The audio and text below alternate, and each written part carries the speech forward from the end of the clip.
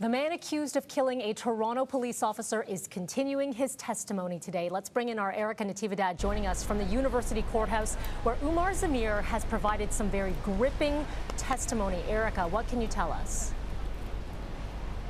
Melanie, emotional testimony today as Umar Zameer took to the stand. This is his second day on the stand. He began his testimony on Tuesday afternoon, but today we really got into, or the jury actually heard, his full account of what happened that night, July 2021, when Officer Northrup died. Zamir saying that essentially at the time they were packing up their vehicle. They had just been downtown for a Canada Day celebration, sort of walking around downtown, and he said he got into the vehicle, and at that point he saw officers Forbes and Northrup approach the vehicle, and he described it as rushing towards the vehicle. He says Forbes was pointing down towards over his hood, and he got scared. He says that Forbes came over, or both officers came over to the side of his vehicle and on the driver's side, and that Forbes knocked on the window and did that downward pointing motion. He didn't know what that meant, whether it meant roll down the window or open the door,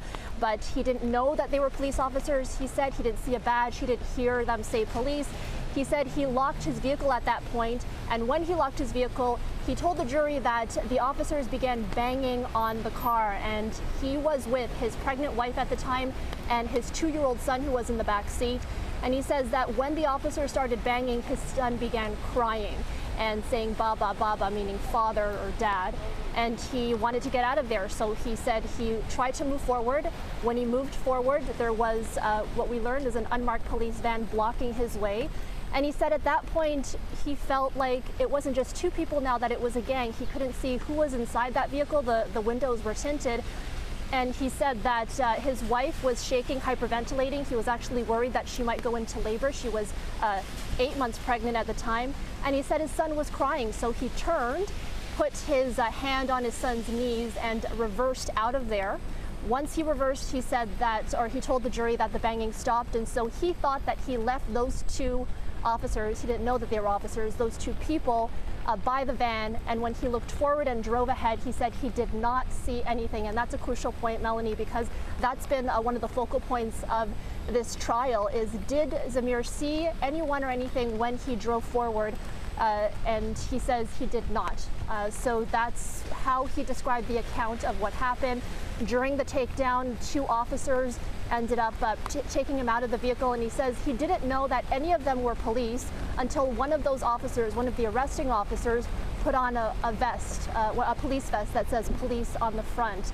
And he also said that he did not know that he had hit anyone until that officer told him, "You hit my partner," and he saw blood on his vehicle. So it is actually really emotional towards the end of that first account of what he was describing, because he apologized to the family, Melanie, and remembering that this is a packed courtroom, it was very silent as he was giving this account. And I want to just share a quote from what he said as he was apologizing to the family. So he said, quote, "I just can't stop thinking about that day, and I think, why did we even go to Toronto?" He says, "Whenever I think about the family, my heart bleeds. I know the father and son bond. I can't even think of how the kids are doing. I'm so sorry. I didn't mean to hurt your dad." And as he was saying these things, it was quiet, but you could hear some sniffles, some people sobbing a little bit, and it was just one of those really powerful moments. And this is just the beginning part of his testimony. Cross-examination has now begun, Mel. Erica, thank you for sharing those quotes here. As you mentioned, he spoke about this father-son bond, and he talked about, you know, Baba, Baba, saying father in the back seat, that he said that his son was motioning to him. I understand he was in tears, in absolute tears, as he was speaking through some of his words here. Were there members of the Northrup family present at all in the courtroom? I didn't see it during the prosecutions as they were presenting its case. We know that Jeffrey Northrup's widow was in the courtroom during that whole time. She was not in the courtroom today, and so that apology, you know, it was really just going out broadly, saying I'm so sorry to Northrup's family and to his kids. And it was certainly a really powerful moment. I know that there was sort of Kleenex being passed around, and you could audibly hear a bit of sobbing in the courtroom. So it was a packed courtroom, and Zamir is going to continue his testimony. He's being cross-examined now, and that cross-examination will continue after the lunch break now.